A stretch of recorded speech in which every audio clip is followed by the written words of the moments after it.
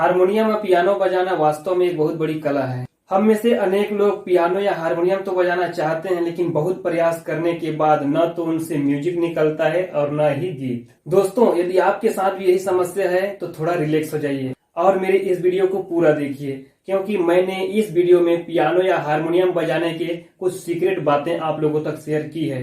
अगर वीडियो को आपने बीच में स्किप कर दिया तो आप इस जानकारी से वंचित रह जाएंगे, इसलिए वीडियो को पूरा जरूर देखें। अगर आप इस वीडियो को पूरा देखते हैं तो मैं यकीन के साथ कह सकता हूं, आपको YouTube पर इस विषय पर किसी दूसरे वीडियो को देखने की जरूरत आगे नहीं पड़ेगी। वीडियो थोड़ा लंबा बनेगा, लेकिन इस वीडियो को आप पूरा जरूर देखिएगा।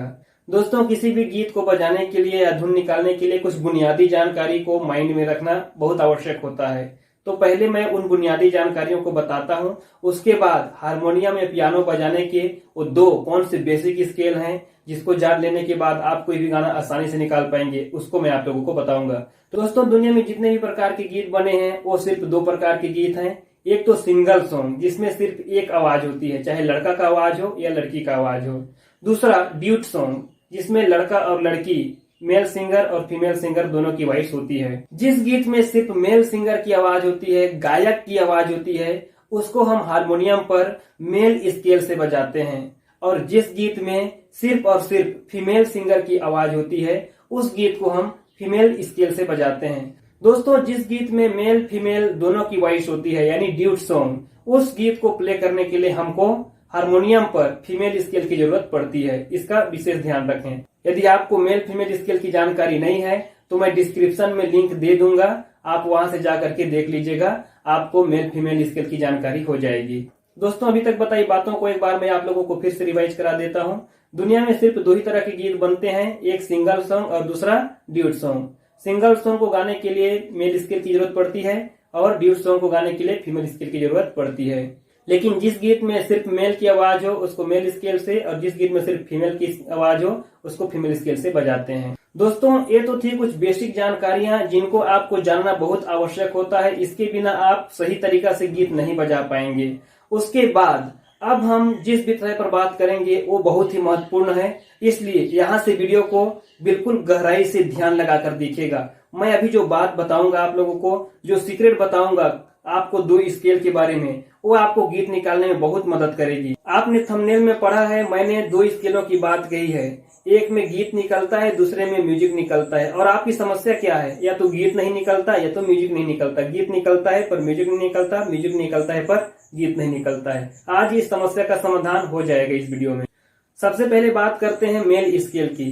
दोस्तों, मेल स्केल की शुरुआत काली नंबर 1 से होती है, और अगर काली नंबर 1 से सरगम की बात करें तो सा रे ग म प ध नि सा, ये सातों स्वर शुद्ध स्वर होते हैं। अगर फीमेल स्केल की बात करें तो फीमेल स्केल का सा काली नंबर 5 होता है। काली नंबर 5 से अगर सारे गामा की बात करें तो सा रे ग म प ध नि सा, ये उसका स्केल होता है। अब चाहे मेल स्केल हो या फीमेल स्केल, उनमें सिर्फ दो स्केल ऐसा होता है जो गीत के या फिर म्यूजिक के लिए बहुत ही ज्यादा जिम्मेदार होता है। इनमें से पहला जो स्वर है वो है सा, चाहे मेल स्केल का हो चाहे फीमेल स्केल का, और दूसरा जो स्वर है वो है प। जी हाँ दोस्तों, मैं सिर्फ काली 1 और काली 5 से रिलेटेड सा और प की बात नहीं कर रहा हूँ। आप जिस भी काली से सरगम करते हैं, चाहे वो काली 1 हो, चाहे काली 2 हो, काली 3 हो, काली 4 हो या काली 5, किसी भी स्केल से जहां से भी आप सरगम करते हो, उस स्केल की सा और प की मैं बात कर रहा हूँ। और गीत निकालने के लिए सिर्फ और सिर्फ सा और प सबसे ज्यादा जिम्मेदार स्केल होते हैं। अगर सा और प के बारे में आप लोग अच्छी तरह से जान लिए तो कोई भी गीत को निकालना आप लोगों के लिए आसान हो जाएगा। मोटे तौर पर आप लोगों को ये तो समझ आ गया कि 7 स्वरों में सिर्फ 2 स्वर सा और प ऐसे स्वर हैं जो गीत निकालने के लिए या म्यूजिक निकालने के लिए सबसे ज्यादा जिम्मेदार स्केल हैं। अब हमको ये समझना है कि सा और प में से किस स्केल में गीत निकलता है और किस स्केल में म्यूजिक निकलता है। अगर ये हम जान गए तो गीत को निकालना आसान हो जाएगा। अब आगे की जितने भी जानकारियां हैं, जो सबसे मोस्ट इम्पोर्टेंट है, उसको मैं आप लोगों को हारमोनियम की सहायता से समझाता हूं, ताकि आप लोग विस्तार से इसको अच्छी तरह से समझ सकें। तो आइए हारमोनियम पर चलते हैं। दोस्तों, हम लोग का जो वीडियो है सिर्फ और सिर्फ गाना कैसे निकालते हैं और म्यूजिक कैसे निकालते हैं, उसका मेथड क्या है, सिर्फ इसी विषय पर है। या किसी भी स्केल पर काम करेगा। आप चाहे काली नंबर 1 से गाना प्ले करें, काली नंबर 2, 3, 4, 5 या सफ़ेद पटरियों, किसी से भी गाना प्ले करें, सबके लिए काम करेगा। तो इसके लिए सबसे पहले आपको करना क्या है, मान लीजिए आप काली नंबर 3 से कोई गीत प्ले करना चाहते हैं, ठीक है। तो पहला काम आपको क्या करना है, काली नंबर 3 का आगे का कोर्ड्स और पीछे का कोर्ड्स आपको पता करना पड़ेगा। तो आगे का कोर्ड्स कैसे पता करते हैं, पीछे का कोर्ड्स कैसे पता करते हैं, इसको देखिए। मान लीजिए काली नंबर 3 है, तो इसका अगर पीछे का कोर्ड्स देखें तो पीछे का कोर्ड्स में ध, स और ग। याद रखें हमेशा किसी भी स्केल का जो पीछे का कोर्ड्स होता है ध, स और ग होता है, ठीक है। अब इस काली 3 का आगे का स्केल हम देखेंगे। आगे के स्केल में आपको ये ध्यान देना है, आगे के स्केल हमेशा सा, ग और प होता है। यहाँ पर एक चीज बिल्कुल ध्यान देना है, कोर्ड्स में आपको पीछे का कोर्ड्स और आगे का कोर्ड्स दोनों को आपको पहले ढूंढना है। जैसे हमने ढूंढा, कोई भी स्केल का जो पीछे का कोर्ड्स होता है ध, स और ग होता है, आगे का कोर्ड्स सा, ग और प होता है। काली नंबर 1 के लिए भी वही होगा, काली नंबर 2, 3, 4, 5 सब के लिए ध, सा, ग और सा, ग, प आगे पीछे का कोर्ड्स होगा। मान लीजिए आपको काली नंबर 3 से कोई गीत निकालना है, तो सबसे पहले आपको काली नंबर 3 का सारे गमा पता करना पड़ेगा। जैसे सा, रे, ग, म, प, ध, नी और ये सा, इसका सारे गमा इस प्रकार हो जाएगा। उसके बाद आप क्या करें, काली नंबर 3 का पीछे का और आगे का कोर्ड्स निकाल लें। पीछे का कोर्ड्स कैसे निकालना है, पीछे के कोर्ड्स में हमेशा याद रखें, चाहे वो किसी भी स्केल का हो, ध, स और ग, ये 3 स्केल को कोर्ड्स दबाया जाता है। काली 1 के लिए भी ध, स, ग, काली 2 के लिए 3, 4, 5 सब के लिए ध, स, ग, ये पीछे का कोर्ड्स होगा। अगर हम उसके बाद आपको काली नंबर 3 का आगे का कोर्ड्स निकालना है। आगे का कोर्ड्स याद रखें, सा, ग और प, ये आगे का कोर्ड्स होता है, ये सभी स्केलों के लिए होता है। पीछे का कोर्ड्स सा, पीछे का कोर्स ध, सा, ग, आगे का कोर्स सा, ग, प। इतना निकाल लेने के बाद अब आगे आपको करना क्या है उसको ध्यान से सुनिए। अब आपको कोई भी एक गाना ले लेना है जिसको आपको हारमोनियम पर बजाना है। आपको ये ध्यान देना होगा कि कोई भी जो गीत होता है उसमें 2 पॉइंट होता है, एक मीडियम जगह से शुरू होता है, एक हाई नोट से शुरू होता है, यानी 2 स्केल। आपको मैं शुरू से बता रहा हूँ, हारमोनियम में 2 ही बेस पॉइंट होता है, 2 ही बेस स्केल होता है, सा और पा। इसी प्रकार गीत में भी 2 ही पॉइंट होता है, एक मीडियम आवाज और एक हाई नोट का आवाज। और गीत में भी 2 ही तरह के स्वर लगते हैं, एक तो मध्यम स्वर और एक ऊंचा स्वर। अगर गीत की शुरुआत मध्य स्वर से हो रही है तो आपको मध्य सप्तक के सा से आपको उस गीत को ढूंढना है। और अगर गीत की शुरुआत ऊपर जा रहा है तो आपको प से गीत को निकालना है।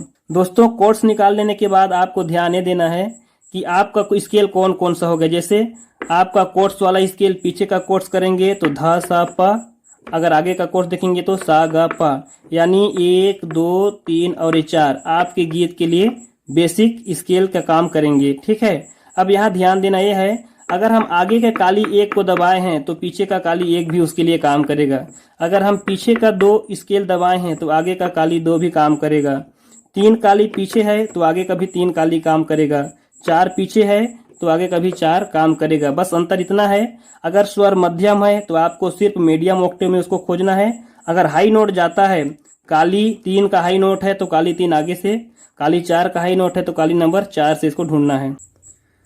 अभी तक जितना कुछ भी मैंने बताया, अब उसको एक गीत के माध्यम से समझते हैं। छत्तीसगढ़ी का एक फेमस गीत हुआ था, आमा पान के पतरी करेला पान के दो नाव। इस गीत को समझने के बाद आपको पूरा एग्जाम्पल समझ आ जाएगा। देखिए, आमा पान के पतरी करेला पान के दो नावो, झूपत झूपत या बेदाई मोरे अंगनाओ, झूपत झूपत या बेदाई मोरे अंगनाओ। आपको इस गीत में भली भांति प्रकार से पता है कि गीत हाई नोट से शुरू हुआ है। आपको मैंने पहले ही बताया, अगर हाई नोट से शुरू होता है तो आप अपने प से इसकी शुरुआत करें, अगर मीडियम नोट से शुरू होता है तो आप उसको स से शुरुआत करें। अब एक चीज तो क्लियर हो गया कि इस गीत की शुरुआत हम करेंगे तो प से करेंगे। देखिए,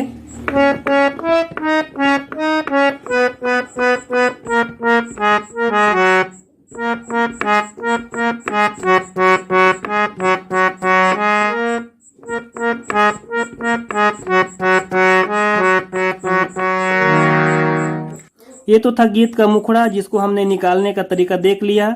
अगर हाई नोट पे गया तो प से निकालें, अगर मीडियम नोट से गया तो स से निकालें। अब बात आती है म्यूजिक को कहाँ से निकालना है। अब यहाँ पर आपको ये ध्यान देना है कि गीत कहाँ पर आकर के ठहरा था। तो हम लोग का ठहराव तो काली नंबर 3 पे हुआ था, ठीक है, लेकिन किधर से होकर के आया स्वर। म्यूजिक निकालने के लिए आपको ये देखना है कि गीत ऊपर से नीचे की ओर आ रहा है या नीचे से ऊपर की ओर आ रहा है। जैसे इस गीत में आपने देखा,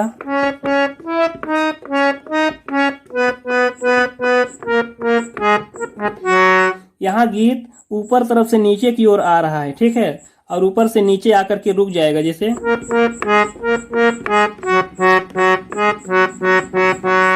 आप इस गीत को समझ रहे हैं कि गीत ऊपर तरफ से आकर के काली नंबर 3 पे आया है, अब यहाँ आके रुक सा गया है, ठीक है। अब म्यूजिक आपको इसके आगे प्ले करना है, तो म्यूजिक कहाँ से आएगा।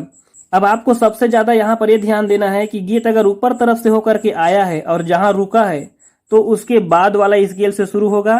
अगर नीचे तरफ से आगे गया है तो उसके आगे वाला स्केल से चालू होगा। तो आपने देखा गीत ऊपर तरफ से आकर के काली 3 में ठहरा था, तो हमारा जो म्यूजिक होगा वो काली 2 से शुरू होगा, क्योंकि ऊपर तरफ से आके काली 3 में रुका। काली 3 में रुका मतलब म्यूजिक 2 से शुरू होगा। अगर इधर से जाकर के काली 3 में रुका होता तो काली 4 से म्यूजिक शुरू होता, ठीक है। अब यहाँ पर काली 2 से म्यूजिक शुरू होगा, उसको देखते हैं।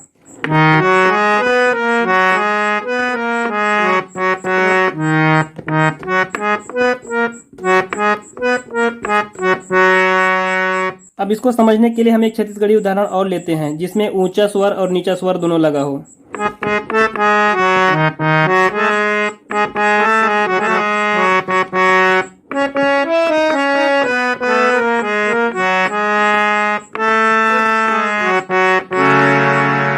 आपने इस गीत में देखा काली नंबर 4 से तो गीत शुरू होता है, लेकिन ठहराव उसका काली नंबर 3 है।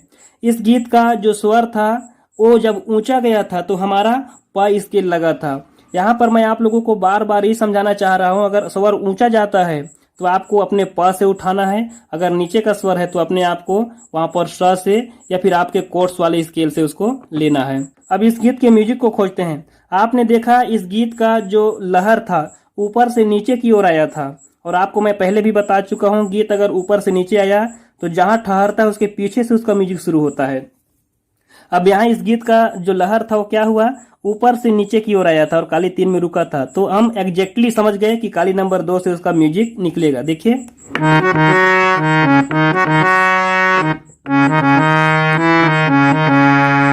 पर क्या होता है गीत में इसको बांसुरी से बजाया गया है और बांसुरी में मीडियम ऑक्टेव की जगह हाई नोट से उसको प्ले किया गया है, ठीक है। तो आप यहाँ पर रंजकता पैदा करने के लिए उसी स्केल को आगे से प्ले कीजिए।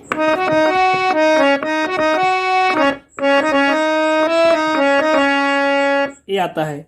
तो जितना कुछ भी मैंने आप लोगों को समझाने का प्रयास किया शायद आप लोगों को समझ आ गया।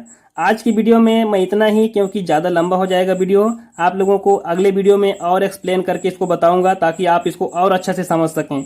तो दोस्तों वीडियो कैसा लगा आप कमेंट्स करके हमें जरूर बताइएगा, और क्या क्या कमी रह गई, आपको और क्या दिक्कत आ रही है उसको भी आप इसमें कमेंट्स करके जरूर बताइएगा। इसमें मैंने जो ट्रिक आप लोगों को बताया उस ट्रिक को आप बढ़िया से देखिए, समझिए और बहुत सारे अलग अलग गीतों को लेकर के उस पर अभ्यास कीजिए। बताइए मुझे कि क्या परेशानी आप लोगों को आ रहा है, क्या म्यूजिक निकल पा रहा है या गीत नहीं निकल पा रहा है। दोस्तों मैं सिर्फ 2 गानों को लेकर के आप लोगों को प्रैक्टिकली बताया है। आप इसको कई गानों के साथ कर सकते हैं, किसी भी गाने के साथ कर सकते हैं और किसी भी काली के साथ कर सकते हैं। बिल्कुल सही ट्रिक है और बिल्कुल सही काम करेगा। 100% इसी ट्रिक का उपयोग गाना निकालने के लिए किया जाता है। चलिए दोस्तों आज वीडियो को यही समाप्त करते हैं। अगले वीडियो में पुनः मुलाकात करूंगा और आपकी समस्याओं को लेकर के, उसके समाधान को लेकर के मैं आप लोगों को अगला वीडियो दूंगा। तब तक के लिए सभी दोस्तों को जय हिंद।